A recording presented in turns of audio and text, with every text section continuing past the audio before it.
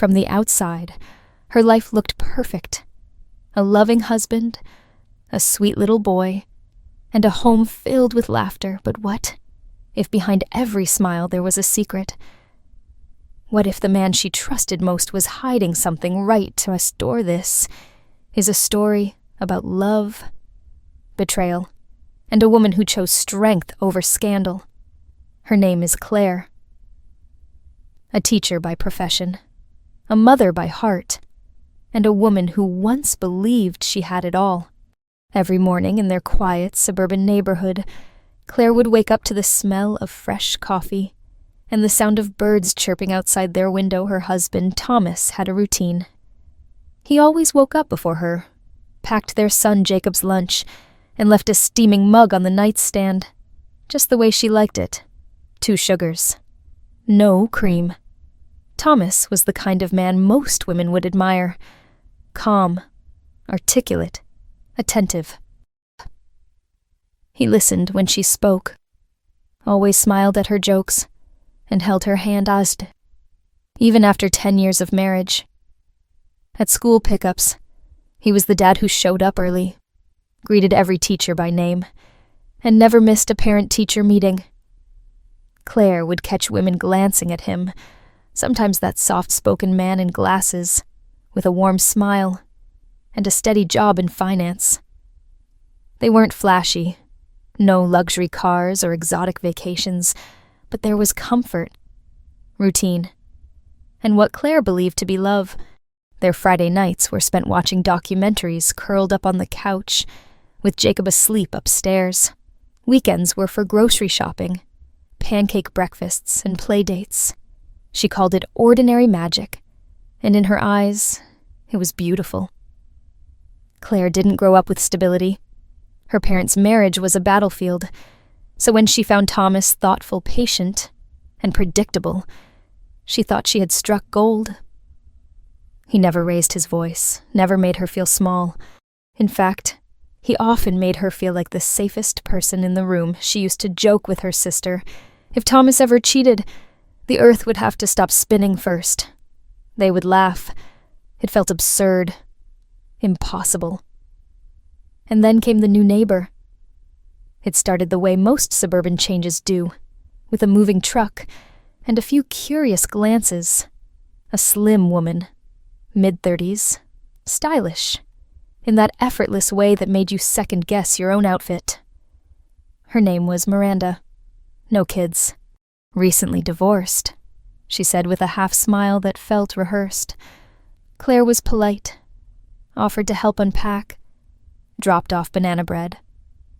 She believed in neighborly kindness, as Miranda, in turn, was sweet, even chatty.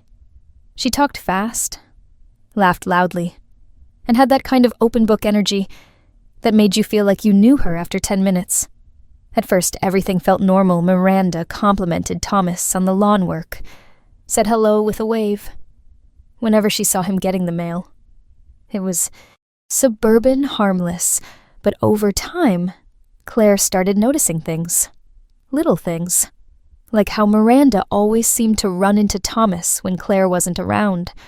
How her baked goods started arriving with post-it notes addressed specifically to him. How she once lingered too long on the driveway, leaning in as she spoke to him, her hand casually brushing his sleeve. Claire wasn't the jealous type. Or at least, she didn't think she was. She trusted her husband. She had to. Trust was the foundation of everything she had built. Still something inside her flickered, a kind of intuition. Subtle at first, like a whisper, at the back of her mind. One night she asked Thomas, half laughing, "You think Miranda's a little too friendly?"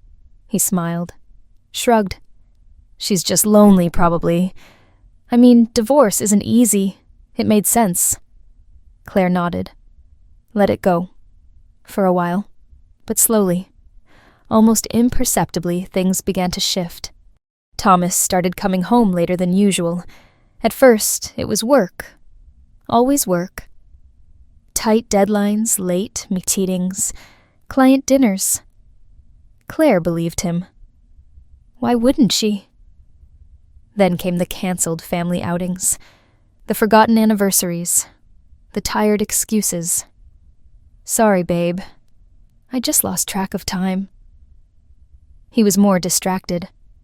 Distant Jacob once asked, "Why doesn't Daddy eat dinner with us anymore?" Claire covered for him. "He's just really busy at work, honey." But her voice cracked a little when she said it. She started paying attention, watching, listening. And what she saw, or rather what she didn't see, started building a quiet storm inside her. No more morning coffee on the nightstand.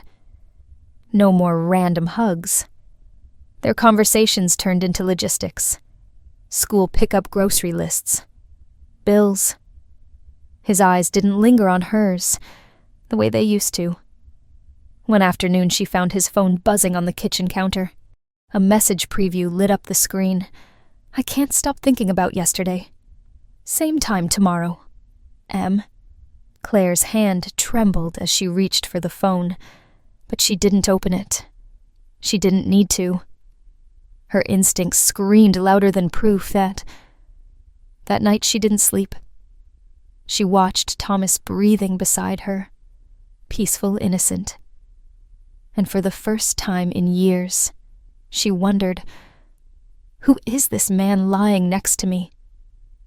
Her heart broke in silence, but she wasn't going to react, not yet.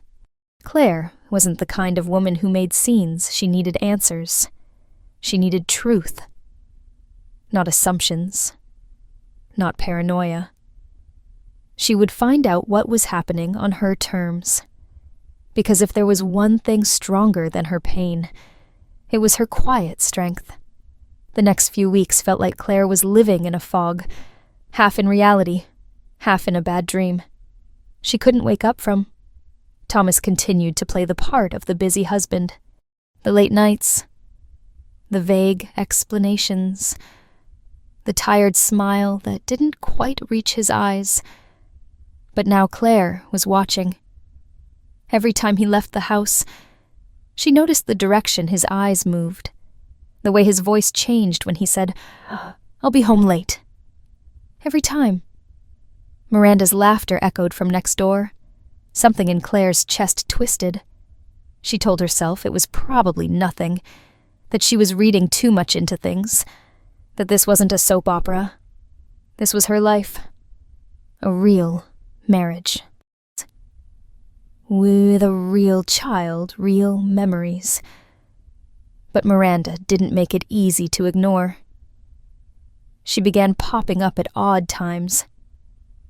Once, just before dinner, Claire opened the front door and found Miranda standing there with a plate of cookies, chocolate chip warm, almost too perfect.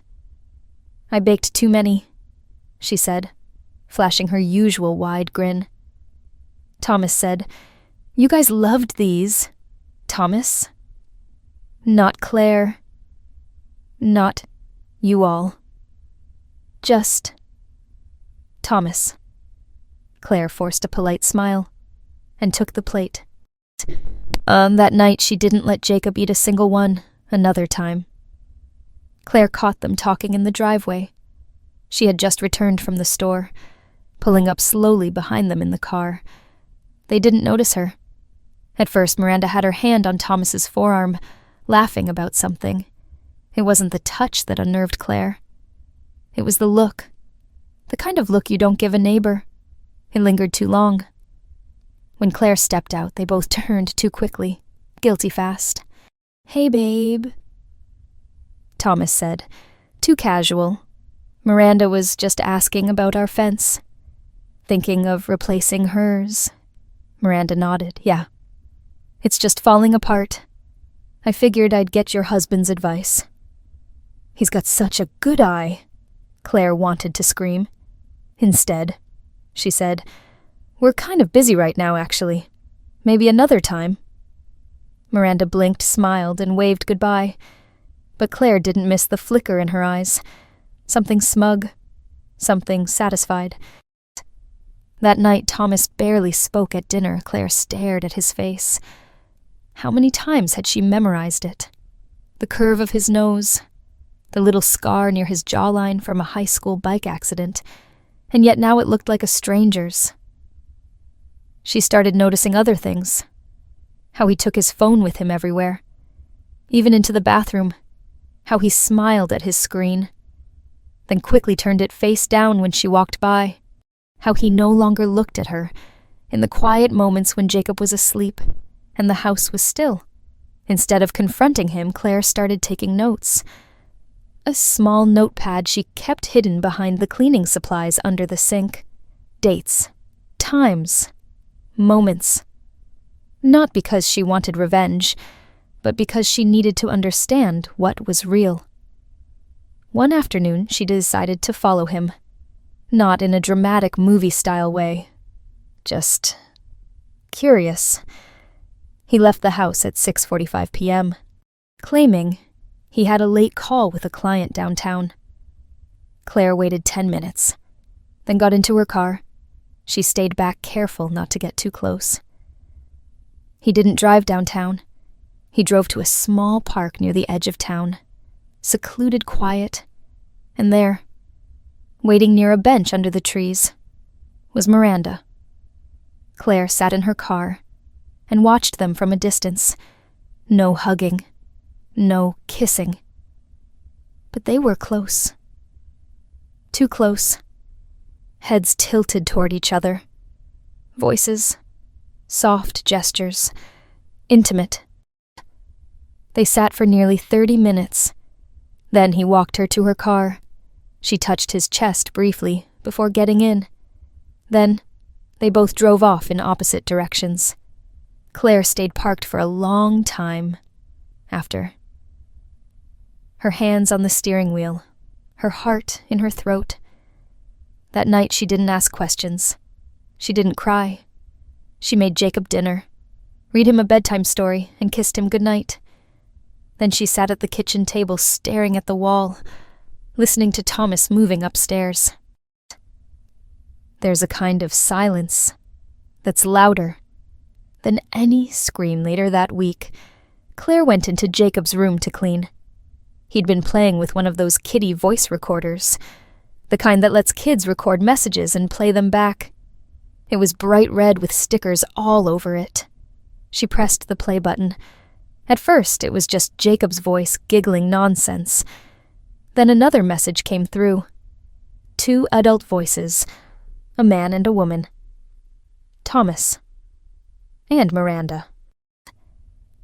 Their voices were muffled, as if the recorder had been buried under a pile of clothes. But the words were clear enough. What if she finds out? Miranda whispered. She won't. I've got it under control. Silence. Then a soft laugh. Then I can't stop thinking about the other night. Claire dropped the recorder. Her hands were cold. Her breath caught in her throat. It was one thing to suspect, another to see, but to hear it, to have the words echo through her son's toy, it broke something inside her that she didn't know, could still break. This was no longer suspicion, no longer instinct. It was fact. Thomas was having an affair, and Jacob, their sweet, innocent little boy, had accidentally become the one to uncover it. Claire sat down on the edge of the bed, holding the recorder like it might explode. She didn't cry. Not yet. Instead, she stood up, walked to her room, and pulled out the folder she had started full of notes, receipts, screenshots, and now a voice recording. The pieces were all there. Now came the decision, not whether to forgive, but how to move forward. Claire knew one thing for certain. She would not be the woman who screamed on front lawns. She would not be the woman who broke plates or begged for truth. She would be the woman who planned, who protected her son, who walked away with dignity, not damage. And Thomas, he had no idea what was coming. Claire always believed that intuition was something mothers developed over time to sense when a child was sick, before symptoms showed to feel, when something was off before a word was spoken. But lately, that intuition had turned inward. It wrapped around her like a fog whispering that something inside her marriage had already broken, and she was the only one pretending it hadn't. The voice recorder had given her the proof, but it also gave her something else clarity. Claire didn't sleep that night. Instead, she sat by the window staring into the shadows of their backyard. The recorder clenched in her hand, the moonlight glinted off the red plastic, like a cruel joke. She didn't feel rage. Not yet.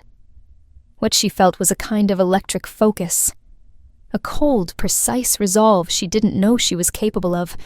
In the morning, she kissed Jacob on the forehead and packed his lunch like she always did. She smiled at Thomas when he came downstairs, looking groggy and slightly guilty. Maybe he sensed the shift. Maybe not. Either way, Claire had already started her plan. She wasn't going to confront him with emotion. She wasn't going to scream or cry. That would give him power. She needed control not just for herself, but for Jacob. The first thing she did was meet with a lawyer. She told no one, not even her sister. She made the appointment during her lunch break, drove across town to avoid anyone recognizing her, and sat in a plain office with a woman named Linda, who wore glasses and spoke with the calm tone of someone who'd seen it all. Claire handed her a manila envelope. Inside, the voice recording on a USB stick, a timeline of suspicious events, screenshots of text message, notifications, and a journal she had kept for 2 months. Linda scanned the contents, then looked up and said simply, "You're smart to prepare." "This is solid." Claire nodded. She didn't feel smart. She felt tired, but tired women still deserved justice. Over the next week, she quietly gathered more. She went through their shared bank statements and noticed little purchases, not large enough to trigger suspicion, but odd flowers, boutique cafe charges in parts of town. Thomas never mentioned visiting. A hotel stay listed as a conference, though he'd never told her he went. She installed a motion-sensitive camera near their garage, masked as part of their home security system. She didn't expect fireworks. She just needed patterns. Confirmation control. She even found an old iPhone in their junk drawer, wiped it clean and placed it in Jacob's backpack with a tracking app installed. Jacob never noticed Thomas, never checked. One Friday night, she watched the location dot hover near Miranda's house until nearly midnight. Claire didn't follow. She didn't need to. She was already miles ahead, at home. She maintained the illusion. For Jacob's sake, family dinners continued, though she no longer set the table with cloth napkins. She couldn't pretend that hard. Sometimes she'd catch Thomas, looking at her like he was trying to gauge something. Her mood, her thoughts, maybe even her suspicion. He never asked questions. Neither did she. But silence. Claire was learning could be a powerful weapon. Then came the final push. It was a Sunday afternoon. Claire was folding laundry in the bedroom while Jacob played in the living room. Thomas had just left to run errands. An hour later, Jacob came upstairs holding the toy recorder. Again. "Mommy, listen." It recorded by itself again. Claire almost told him to put it away, but something told her not to. She pressed play. This time it was a phone call. Just audio. Just Thomas's voice. "I don't think I can keep this up much longer. She's not stupid." A pause. "I'll tell her soon.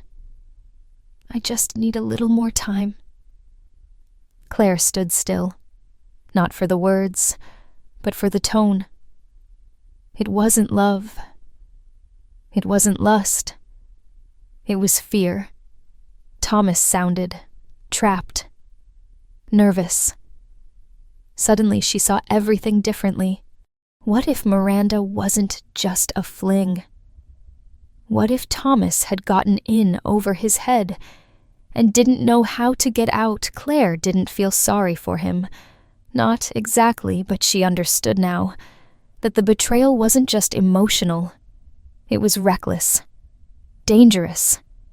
If Miranda was manipulative, and Claire had no doubt she was, then Thomas might be the fool, not just the liar. It didn't change Claire's decision, but it made her move faster. She made one more visit to Linda the lawyer. This time she brought up dated records and a specific request: full custody of Jacob in the house. No messy court battles. She wanted a clean cut, not for revenge, but for stability. She would offer Thomas dignity, the same dignity he failed to give her. That night, she tucked Jacob into bed, read him a story, and kissed his forehead a little longer than usual. Then she walked downstairs where Thomas was watching TV. She sat beside him, her voice calm. "I know," he turned, confused.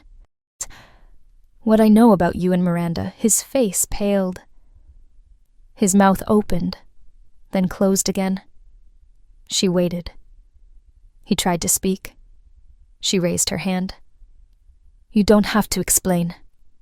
I've heard enough." Thomas looked like he might cry, but she wasn't there for his tears. "I've spoken to a lawyer," she continued. "I'm filing for divorce. I'll be seeking full custody.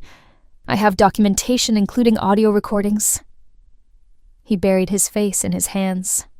Claire stared at him, not with hatred, but with clarity. "This didn't just happen to us," she said softly. "You chose this." He didn't deny it. She stood up, paused, then added, "I'm not doing this to punish you. I'm doing it to protect our son and myself." Then she walked upstairs. And for the first time in months, Claire felt like she could breathe. Not because it was over, but because she had taken her life back. Claire always believed children could sense tension, like animals before a storm. They didn't need explanations.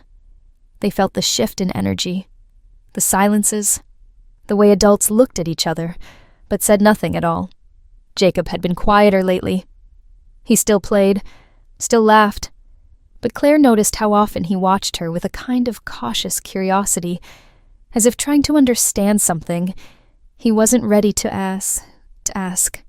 She thought she'd shielded him well enough, but kids always knew.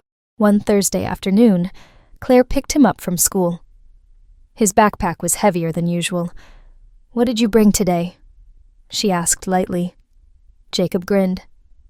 "I took my red recorder to school. I made sounds like monster noises with Ethan." Claire chuckled. "Did you scare the whole class?"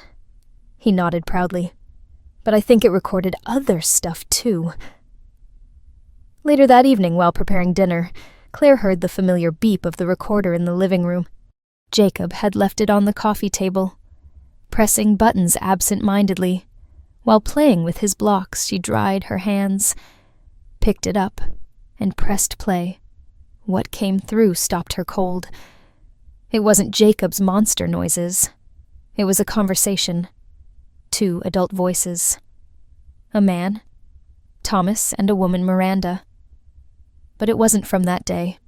It was from a few days ago. She recognized the moment. The timing matched a late work meeting Thomas had insisted on attending. She stood motionless as the words echoed from the tiny speaker. "Thomas, you said you wouldn't do that. You promised me Miranda. I'm tired of sneaking around. I'm not just some side thing, Thomas. Thomas, this isn't what I wanted. I never meant. Miranda, don't pretend like you're innocent now. If she finds out I'm not the one who loses everything." Silence. Then a chilling final line. "Miranda, you better make a decision, or I will." Claire didn't move. She didn't cry. She simply placed the recorder on the table and stared at it like it had morphed into something dangerous. So this was the truth. Not some romantic affair, born out of longing, no tragic soulmates. Separated by bad timing, this was manipulation control, a secret festering like mold under paint. And Thomas, he wasn't just guilty, he was cornered. Claire sat down slowly, her knees trembling in a way that surprised her. It wasn't just the betrayal anymore, it was the danger. Not physical, but emotional, psychological. She had invited Miranda into her home, fed her cookies, laughed at her jokes. She had stood 3 feet away from the woman who threatened her family, from the inside out that night. She didn't speak to Thomas. She didn't need to. She made a copy of the audio, stored it safely in a password-protected folder, backed it up twice, sent one to her lawyer.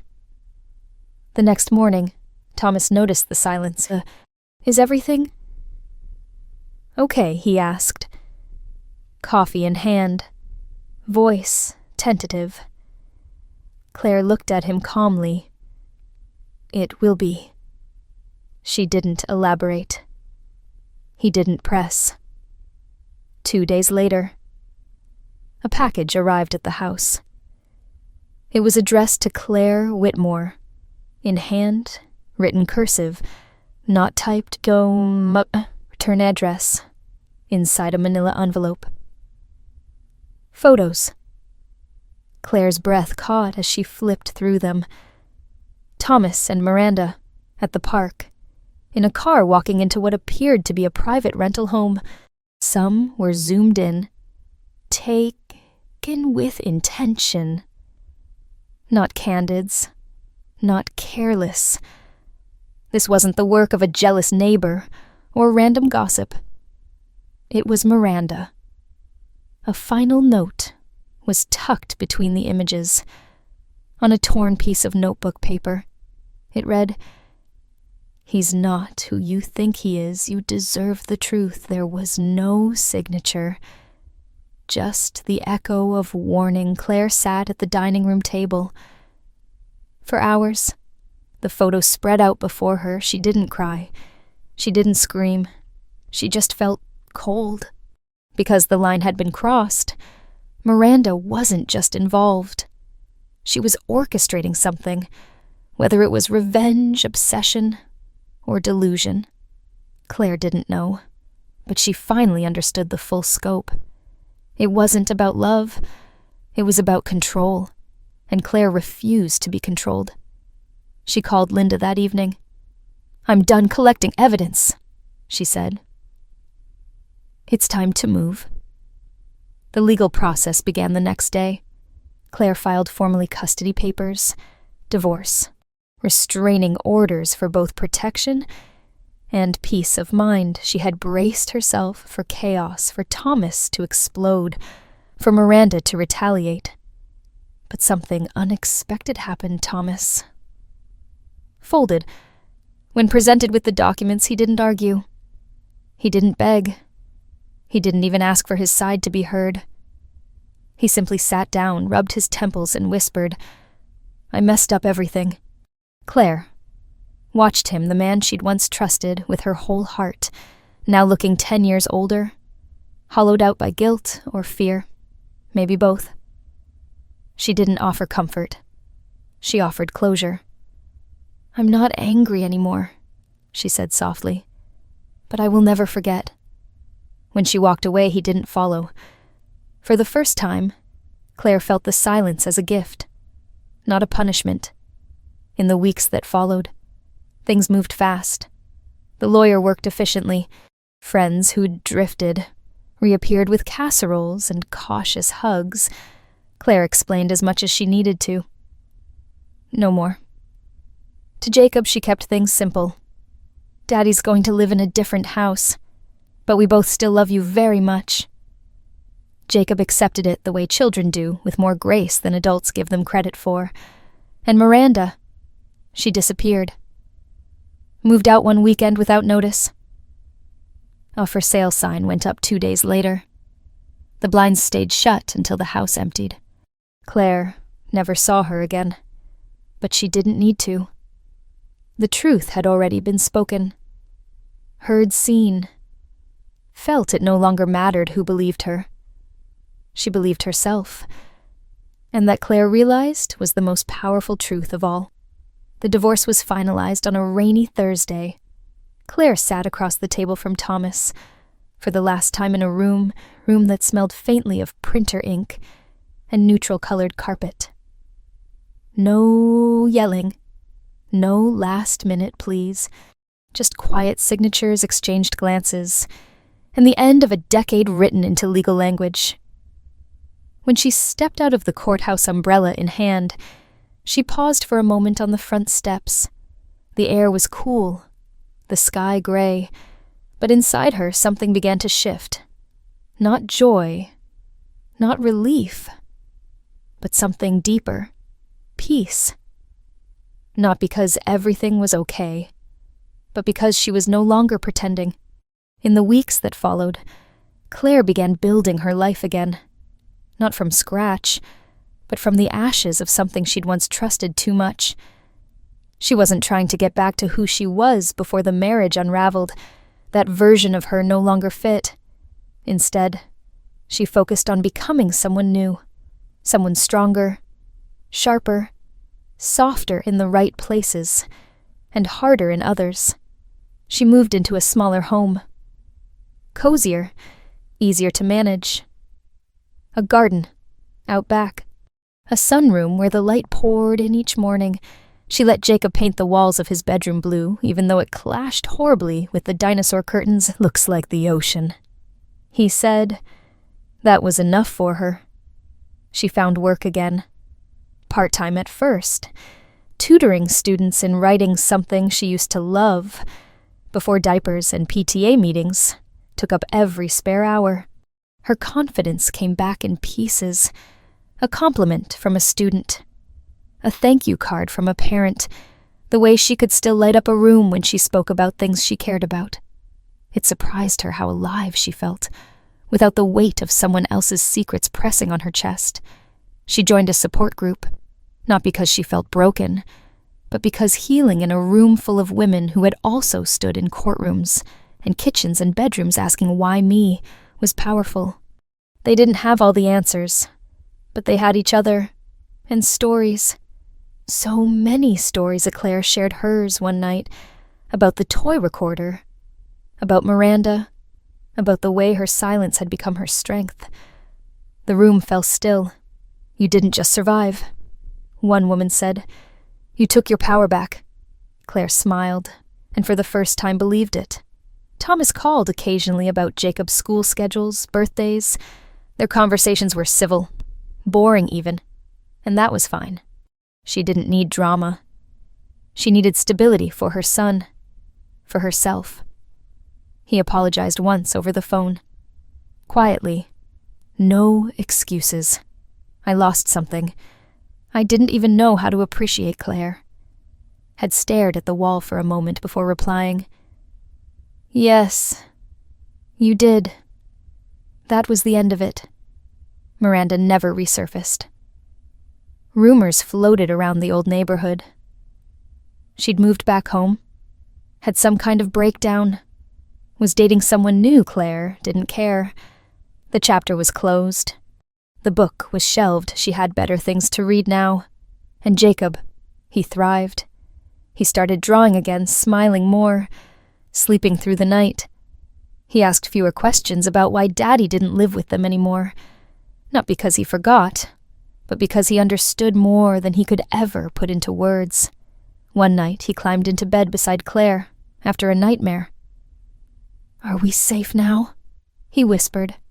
She held him close. "Yes, baby. We're safe." And they were. There was no grand transformation. Claire didn't wake up one morning, suddenly healed, hair blowing in the wind, triumphant music playing in the background. Life didn't work that way, but there were moments, small, quiet ones, that told her she was going to be okay. The first time she laughed without forcing it. The first time she danced in the kitchen while making pancakes. The first time she looked in the mirror and didn't see someone who had been left, but someone who had left on her own terms. Because that was the real victory. Not the lawyer, not the paperwork, not even the audio recordings. It was in the choice she made when she could have burned it all down, but didn't. When she could have fought dirty, but chose dignity instead. When she walked through fire, not to destroy, but to rebuild. People started calling her strong. She wasn't always sure what that meant. Sometimes strength looks like saying no. Sometimes it looks like staying silent until the truth speaks for itself. Sometimes it looks like walking away, even when your heart wants to stay. But Claire had learned this. Strength isn't loud, it doesn't always roar. Sometimes it's just a whisper that says, "Not this time." And that whisper, her whisper changed everything. She didn't need to prove anything to anyone. Not to Thomas, not to Miranda, not to the world. Because the life she was building now, it was hers. Not perfect, but real, honest, safe. And when people asked her story, she'd tell it not with bitterness, but with clarity. And maybe, just maybe, it would help another woman find her own whisper of strength. Did this story make you see a part of yourself? If it did, don't forget to leave a comment to share your thoughts. And most importantly, subscribe to Family Story, my husband, so you can hear more heartfelt family stories every week. Marriage isn't just a journey, it's a long story. And you are our companion on every page.